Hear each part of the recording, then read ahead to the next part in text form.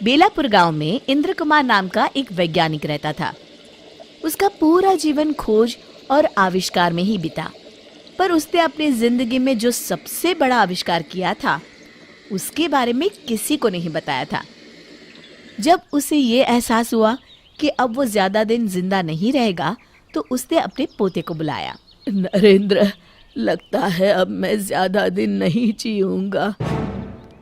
आप आए दिन इतनी सीरियसली बात क्यों करते हैं दादाजी? मेरी बात ध्यान से सुन। एक ऐसा राज है जो आज तक सबसे छुपा हुआ है। क्या मैं आपका गोद लिया हुआ पोता हूँ दादाजी?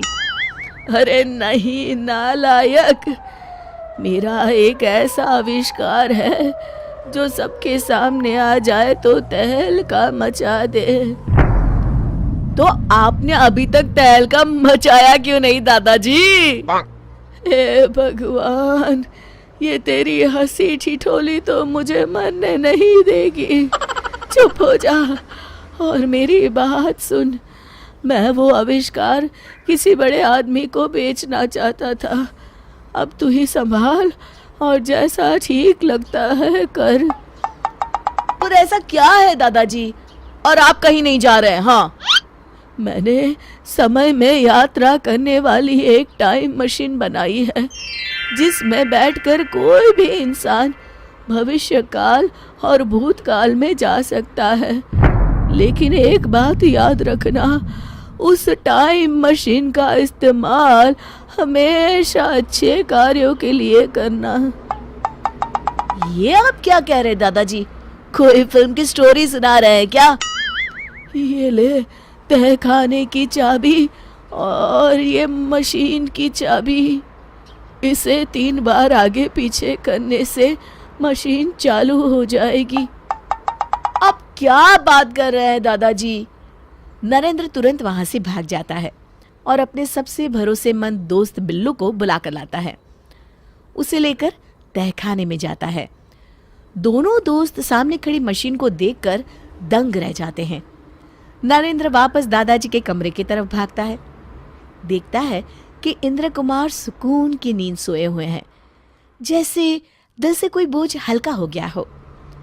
वो उन्हें उठाता है, पर वो तो इस दुनिया से जा चुके होते हैं। नरेंद्र दुखी हो जाता है। कुछ दिनों बाद, अरे यार, मुझे लगता है कि तेरे दादाजी मरते मरते तेरे साथ मजाक कर गए। भला इसमें बैठकर हम लोग समय यात्रा कैसे कर सकते हैं? नहीं नहीं, दादाजी ने कहा है तो ये सब सच ही होगा।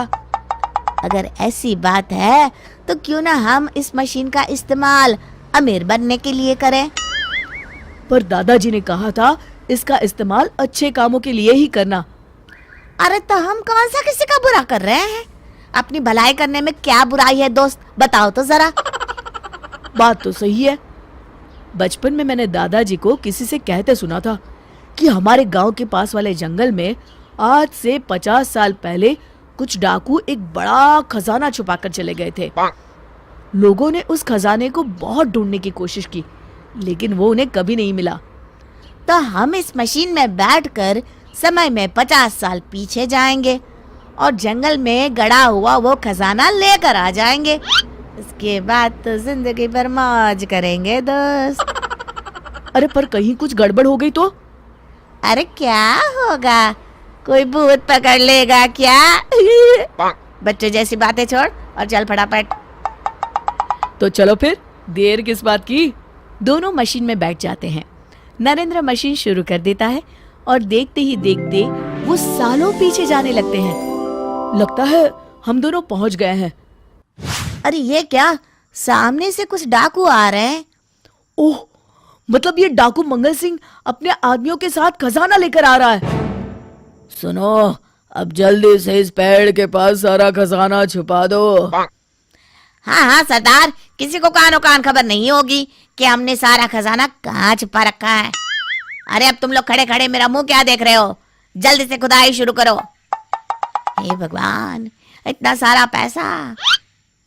हे भगवान, इतना सारा पैसा और सोना! बिल्लू का मुंह खुला रह जाता है। अरे मुंह बंद कर ले, मुंह में मच्छर ना चला जाए। और कहीं गलती से आवाज निकल गई ना तो ये मंगल सिंह हम दोनों को ही मच्छर की तरह मसल देगा। हाँ। डाकू जमीन में खजाने से भरा बक्सा गाड़ देते हैं। हमारा काम हो गया है, अब यहाँ से चलते हैं। चलो फटाफट खजाना लेकर यहाँ से पहली फुर्सत में रवाना होते हैं। हाँ चलो। दोनों खुदाई करके बक्सा बाहर निकाल लेते हैं। अरे भाई, ये बक्सा तो बहुत भारी है, लगता है हमारी आने वाली कई पीढ़ी बैठ कर खाएगी। तभी नरेंद्र कुछ सोचता है और घबरा जाता है। अरे क्या हुआ भाई, तेरे चेहरे का रंग क्यों बदल गया? अब तो खजाना हमें मिल चुका है। अरे अभी मुझे याद आया, मेरे दादाजी ने ये भी बताया था कि इस पेड़ पर एक चुड़ैल भी रहती है, इसलिए इस खजाने को ढूंढने जितने लोग भी गए थे आज तक कोई वापस नहीं आया। अरे मर गए रे, भगवान करे अभी चुड़ैल सो रही हो। चलो भागते हैं यहाँ से। अपनी मशीन की चाबी तो उठा लो। अरे हाँ। अरे पर ये कौन बोला? दोनों ऊपर देखते हैं। पेड़ पर उन्हें एक डरावनी चुड़ैल बैठी दिखाई देती है। देखिए चुड़ैल जी, मैंने तो अभी तक शादी भी नहीं की है, मैं तो बेकार में लालच पे पड़ गया। एक काम करते हैं, इस खजाने के 3 हिस्से कर लेते हैं, खुश? अरे ओ लालची इंसान, जान से ज्यादा खजाना प्यारा है क्या तुझे? देखिए चुड़ैल जी, हाँ पूरा खजाना ले लीजिए, बस हमें घर जाने दीजिए।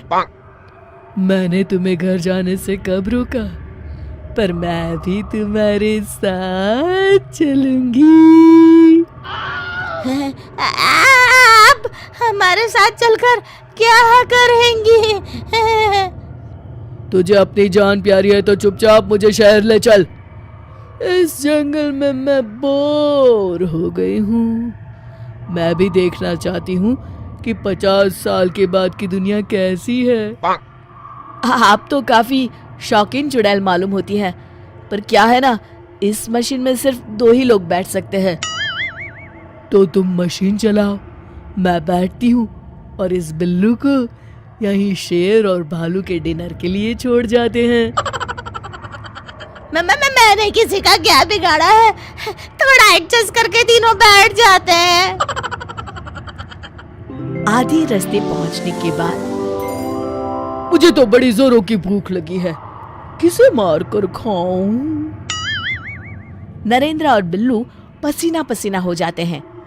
क्या ये दोनों वापस घर पहुंच पाएंगे या ये चुड़ैल किसी को मार के अपनी भूख मिटाएगी? ये जानेंगे इस कहानी के अगले भाग में।